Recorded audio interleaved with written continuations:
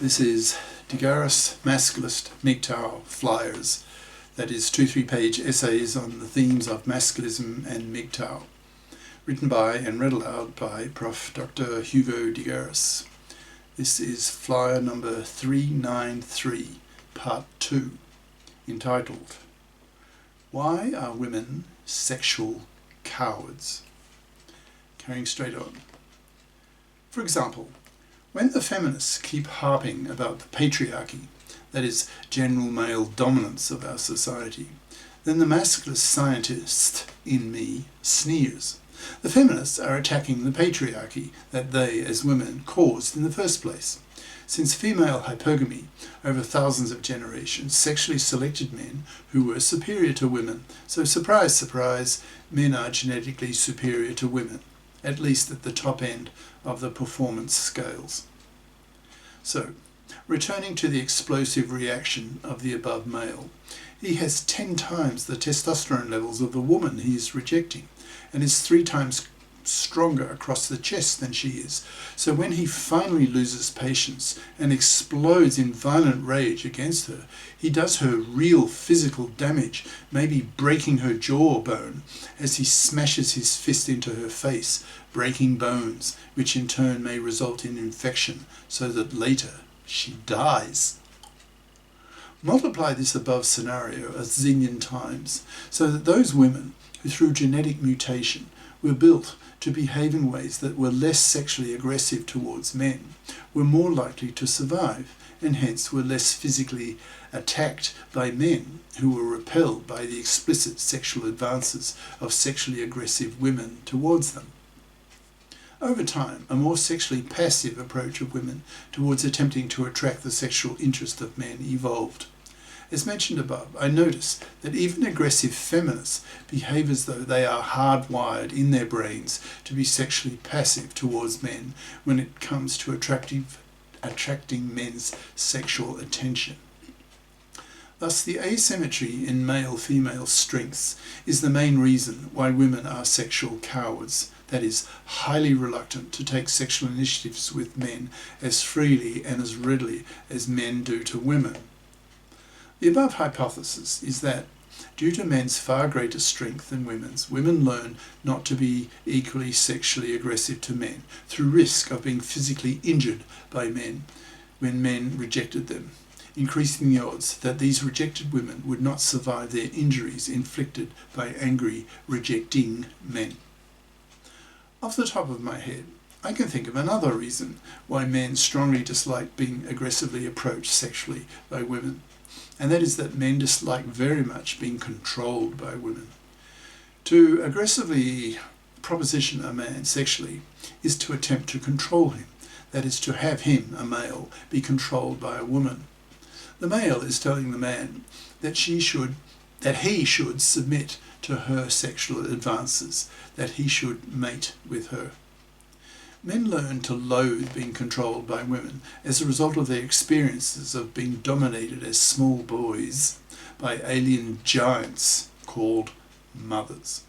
Little boys have male brains which think and act differently from their female brain-controlled mothers. Thus to little boys, mothers are femaliens. But mothers are giants, 4 times bigger than little boys, so cannot be disobeyed, so have to be submitted to, often with great frustration and tears. As boys grow into men, they dislike being controlled against their will by females, and since they grow up to be a lot stronger than women, they decide never to be controlled like that again by a woman.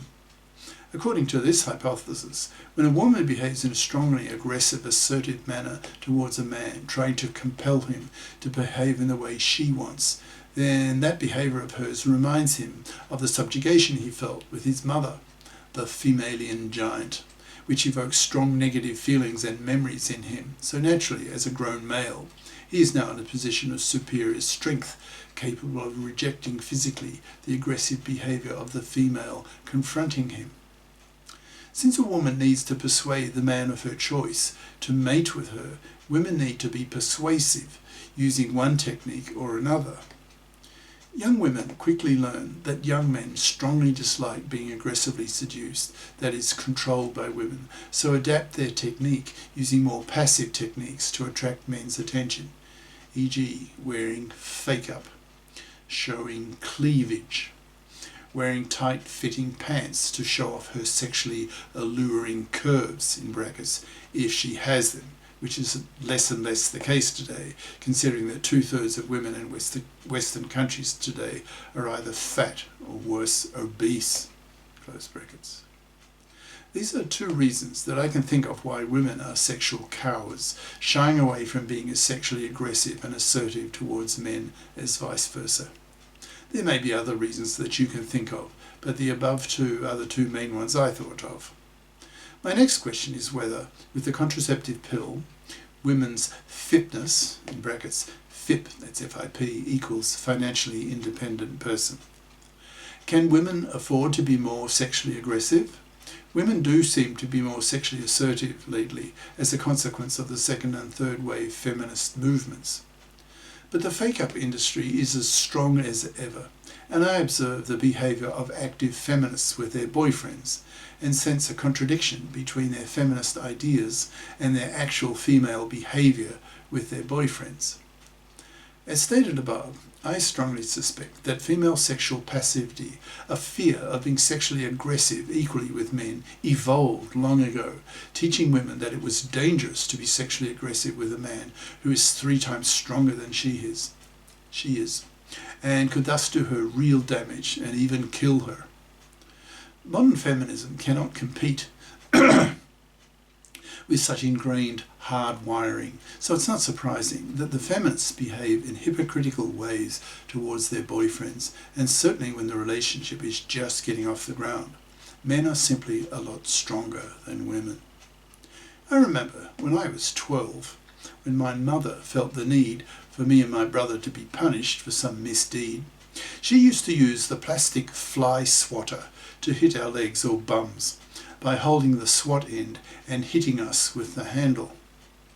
When I was 12, the idea occurred to me when my mother was trying to hit me, punish me, that I might now be strong enough to stop her, and lo and behold, I was. My mother struggled and then finally laughed. She realised her little boy was now no longer so little, and that she would have to find some other way to discipline us by, for example, telling her husband, my father, to cut my weekly allowance for a week or two, depending on the severity of the punishment. The most extreme form of this feminist ideologically aggressive sexually passive hypocrisy, I observed, was with a feminist lawyer who was helping the headmistress of the secondary school I went to favour girls by giving them lower entry requirements and more scholarships so that she could achieve a 50-50 quota entry of girls to boys at her school. I posed a few questions to her female lawyer, who quickly gave me the impression that her attitude was, "I don't have to answer your questions, you male, you oppressor. F you."